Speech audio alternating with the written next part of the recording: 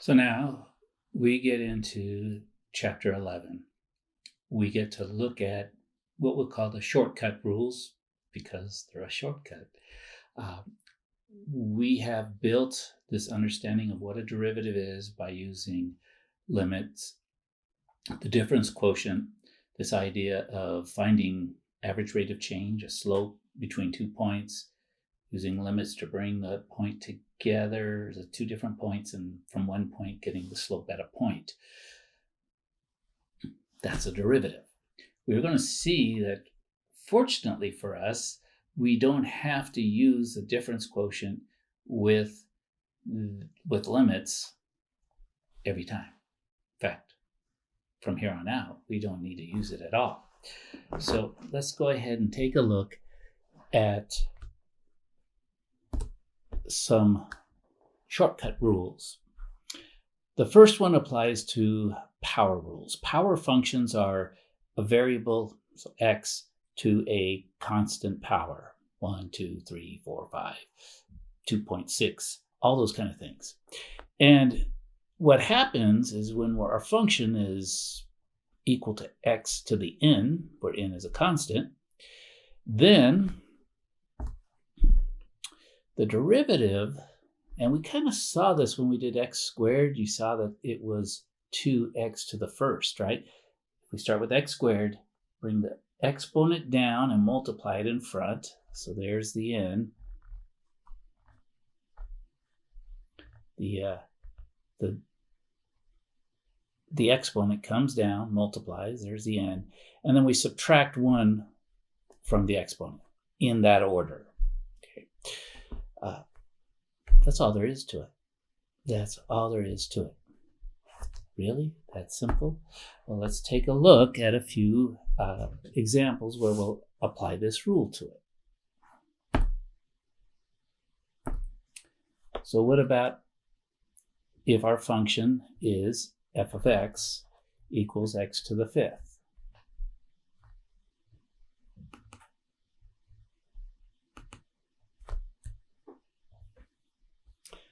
Well, the rule would say we take this exponent, bring it down in front so that our derivative function is going to be 5x to the 5 minus 1.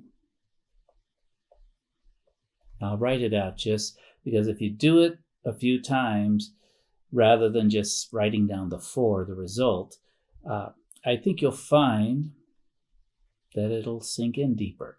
And maybe you don't have to do it a lot, maybe just one time, but this is our derivative, 5x to the 4th.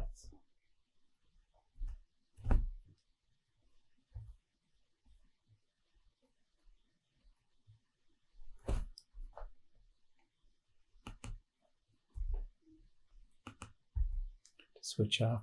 Actually, let me go ahead and just put all of these out here, and then it's easier than going back and forth with this. Then I could change the color. So how does that apply to something like 1 over x to the third? Well, what we do is we first apply a little bit of algebra, and we remember when we have a positive exponent in the denominator. I don't know if you had it called this. I've seen textbooks that call it the elevator rule. We put it up on the elevator, move it up to the numerator, it becomes x to the minus 3. So that's how we want to write it. So then when we go about finding the derivative with the shortcut rule, we follow the same rule. Negative 3 comes down in front. And this is where it's maybe good not to do it in your head the first time. We're going to subtract 1. Now, negative 3 minus 1 is actually negative 4.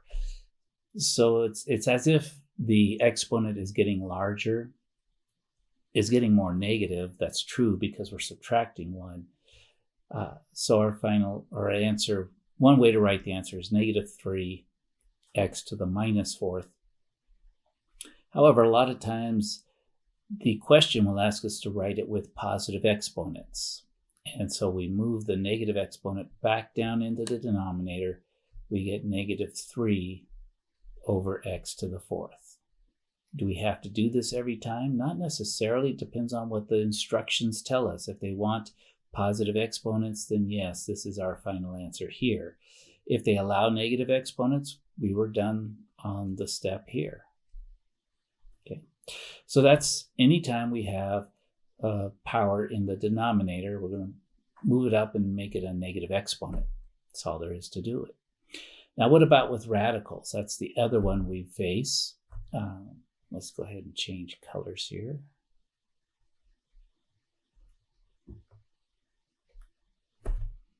So what we want to remember with radicals, this is a square root, and what it represents is rational exponents, fractional exponents. So square root is actually x to the 1/2 power. And now we just apply our shortcut rule, where we're going to bring the exponent down in front and multiply. So our derivative here, derivative of f of x, is going to be 1/2. So the exponent just came down. And then what we're going to do to that exponent is we're going to subtract 1. But my suggestion when you do this is what does 1 look like as a fraction, especially with 2 as a denominator? 1 is actually, we could write as -2/2. So that's a new look for 1. And it saves us from going through the step of getting a common denominator and such. And we'll see, especially, it will help us down here. Okay. So what we see is we actually 1/2 minus 2/2 is going to give us a negative exponent. So this is 1/2 x to the -1/2.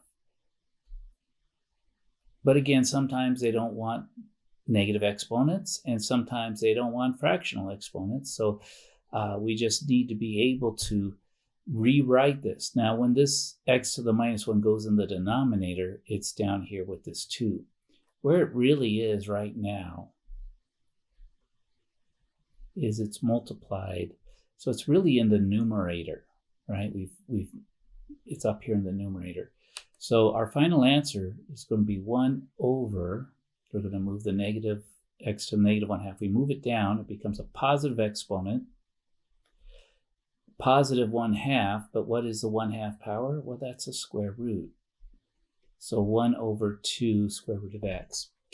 Now again, the calculus part is pretty straightforward. We're subtracting, we're moving the exponent down, subtracting 1 from the exponent.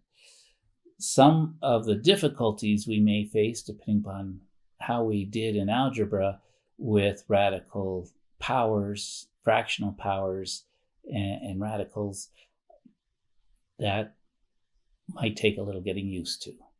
Okay.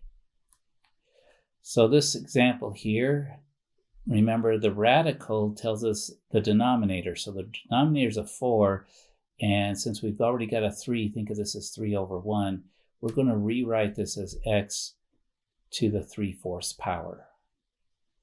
So again, the algebra part of it, of rewriting, is probably the most difficult, because the calculus part is, well, let's just take that exponent, and I'll just stick with the blue, move it down in front, so we end up with 3/4.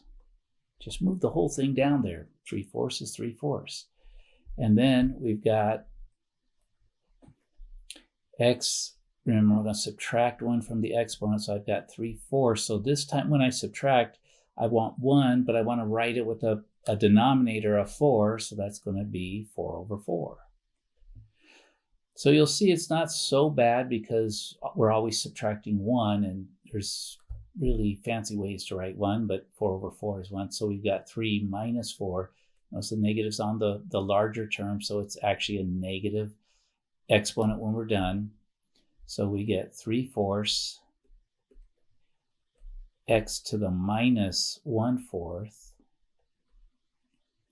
And again, I'm going to write it with a positive exponent, so I'm going to move the x down. It'll be down here with the 4, where it's kind of hard to tell, but it's actually up in the numerator when I write it this way. Maybe a little bit, maybe I should really emphasize that it's 3 x to the minus 1/4 over 4. So we move it down to make it positive. And what is 1/4? Well, that's a radical fourth root. So we can rewrite this as 3 over 4 x radical a little 4 here. Okay, maybe I'll do it all over here. 3, I'll do the radical part with the little 4 there first, and then there's a 4 in front. Okay, so that's a possible answer with everything with positive exponents. Again, we were really done with the calculus part back here, but that's all there is really to this lesson, except we're going to expand it a little bit. So let me clear this out. Go here. What we're going to do is we're going to add just a little thing to the rule. We've been looking kind of at a special case where in this case we've got a function that has a constant multiple, so c times the function. We've sort of been doing this already where we took c to be 1x, and so it's not even there. So we do exactly the same thing. We bring the exponent down, but this time, since there's a constant multiple, we just multiply what the exponent was n times whatever was already there, constant, and then we subtract 1 from the exponent. So it's not too much more. We'll just look at a couple of examples here and make sure my pen is working. Let's go to green. Let's do something different. Okay, there we go. So I'm going to take, what is this derivative? Well, the 5 comes down, and I got to multiply it times 7. I'm going to write it out. Now, you may just do that in your head. 5 times 7 is 35. Let's just write it down, x to the 4th power. But I want to write out for this step exactly what I'm doing. And then I subtract 1 from the exponent. So move the exponent down first, and then subtract 1 from it. 7 times 5 is 35. 5 minus 1 is, oh, that's 4. Hard stuff there, right? So you see, as long as you can subtract 1 and multiply, you can now take derivatives relatively easily. So let me go ahead and open up all the examples we're going to take a look at. So they're going to be similar to the ones we did before, except they're all going to have a constant multiple, and they're all a little bit different. So we'll work through these together as examples.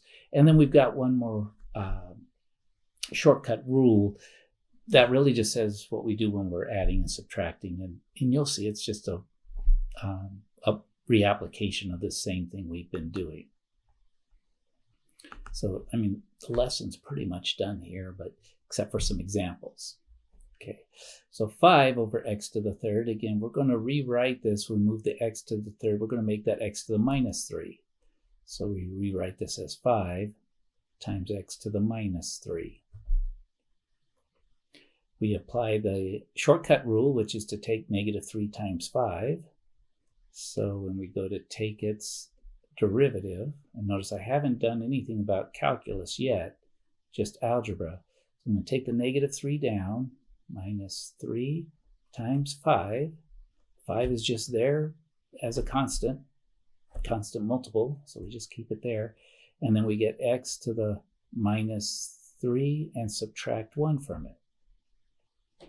Okay, 3 times 5 is 15, and we got a negative, so we're negative 15 x to the minus 4. And again, we could leave it this way unless the question asks us to write it with positive exponents, and then we move the x down, and so our final answer will be is negative 15 over x to the 4th, down like this. What about square roots? Well, be careful here. We can't just say that this is 2x to the 1/2. 2 is actually inside the square root. What we have is square root of 2 times x to the 1/2. Okay, this is not just 2 by itself, it's the square root of 2. And so now we've done the algebra part. Let's go ahead and do the calculus part. We bring the 1/2 down. So that's 1/2 times square root of 2. I'm going to just kind of combine it here. Square root of 2 over 2, 1/2. So 1 times square root of 2, that's in the numerator, 2's in the denominator. And then we get, and remember this is it looks almost like a subtraction, but it's just a multiply. And then we get x.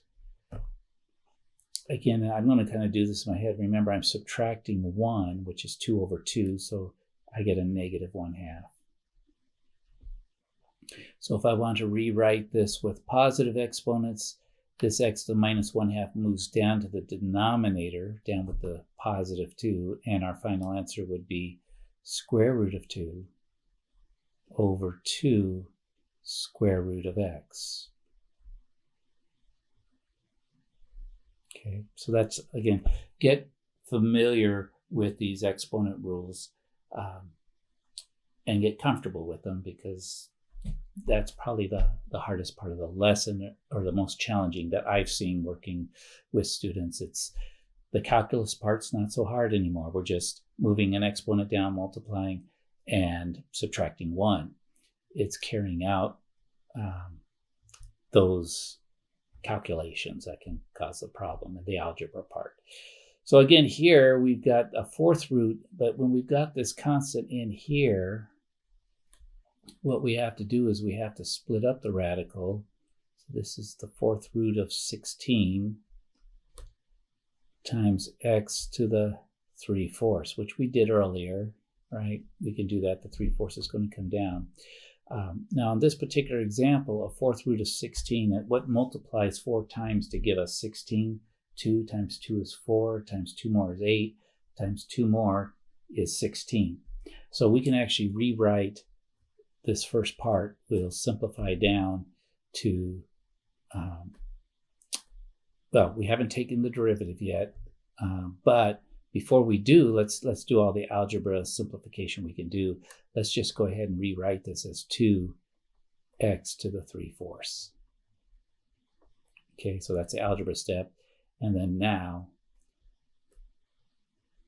we'll go ahead and take the derivative. 3/4 comes down in front, so we get 2 times 3/4. You can see the 2 and the 4 are going to cancel out and give us 3/2. And then we get x to the minus 1/4, like we did on the front. So we take the, where is it?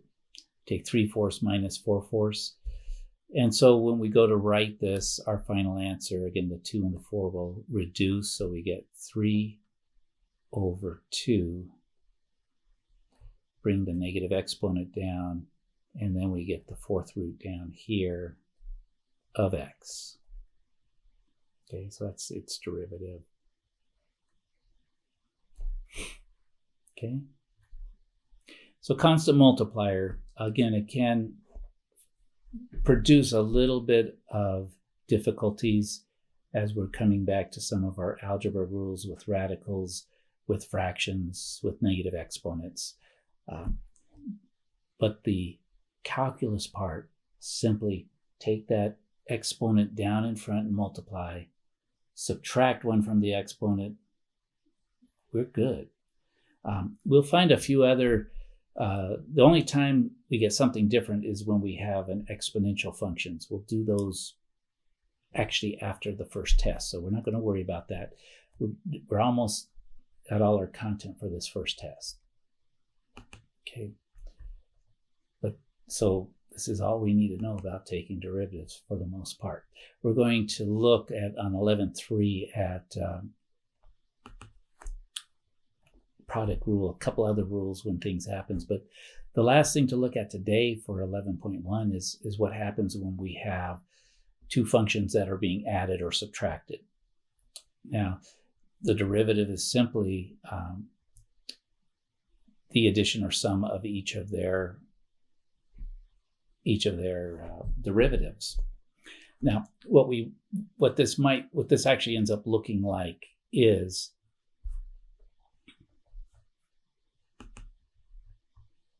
let's go back here. So what does it look like when we're adding two functions together? So it's really, we had something like 2x squared, say minus 5x to the 7th. This is f of x, so we can look at each of the terms as a separate function.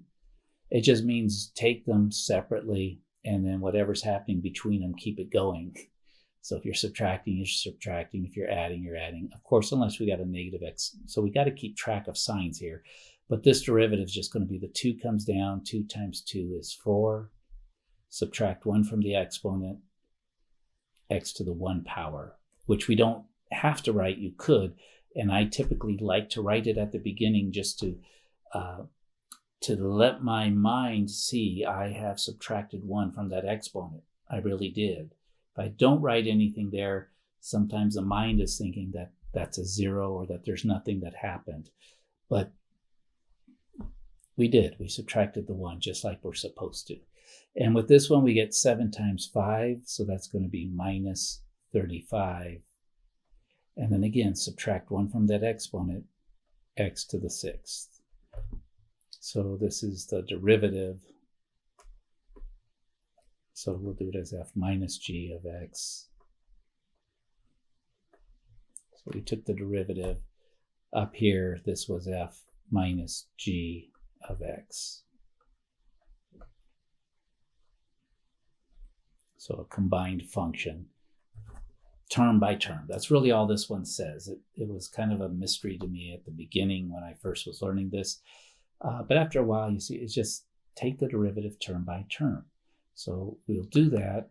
We'll look at a couple more examples here. Clear off the charts. We won't look at too many, but we'll look at one with 3 terms, one with 4 terms, and you'll see we're going to apply this just by taking the derivative term by term by term. And that'll be it for 11.1. And then you'll be able to get onto the homework, get some practice. I'm going to highlight section 11.2 right here at the end, mostly about definitions of the functions, because 11.2 is just an application of these rules. And so you at least the calculus, the math part, it's all the same. What you're going to be doing is applying some business concepts during that. So I think it'll be a good one to work through, and then we'll do some examples together. So if we want to take this derivative, again, I could do it right underneath it. Sometimes it's a good way to do these. And you can see I'm just going to do it term by term. 2 comes down, 2 times 3 is 6. Subtract 1 from the exponent. This is x to the 1st power, which I won't write this time because I'm okay. This is x to the 1st power, and when you take its derivative, you get 1 times 2, which is 2.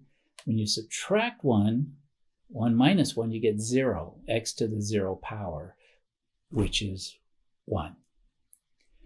And then the derivative of a constant is always 0, and let me, well, it's just 0. X to the 0, yeah, we won't put x to 0 because it's not, when you have a constant, think about a constant function. Constant function is a horizontal line. So this would be always -4. Y is always equal to -4. Constant function has a slope of 0. So it disappears. So what you'll see is your constants always end up dropping off when you get your derivative.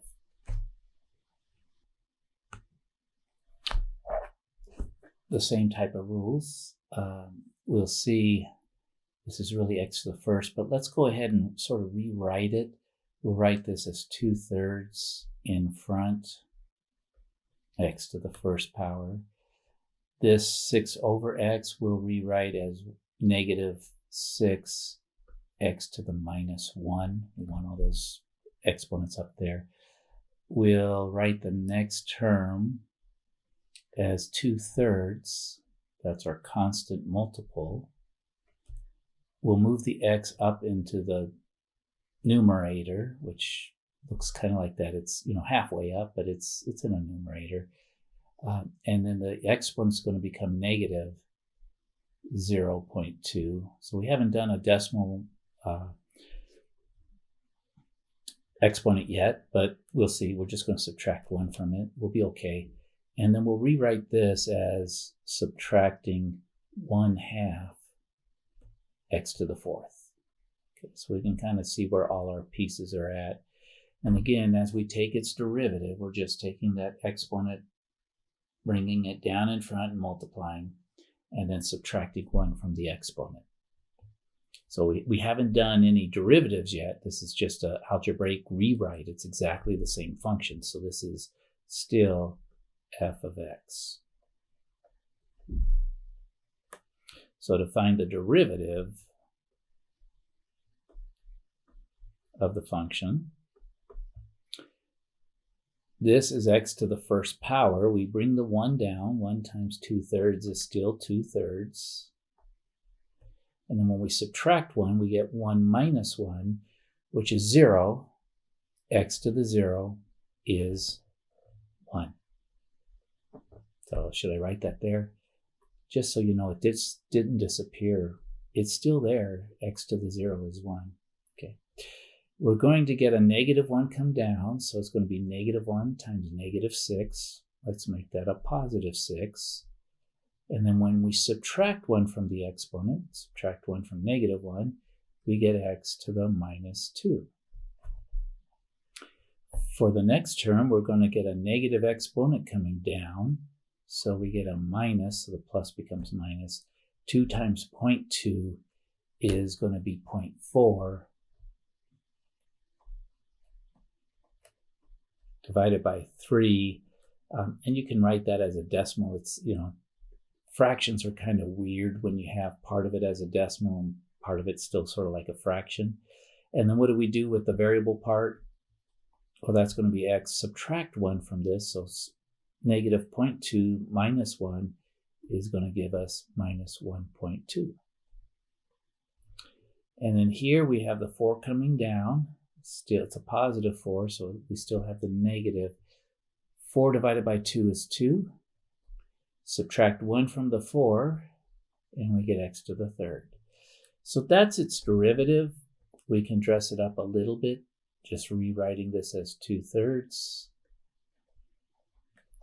Again, we can put the negative down into the denominator because they may be asking for positive exponents. They might not be, so we could leave it. This 0.4 divided by 3 is going to be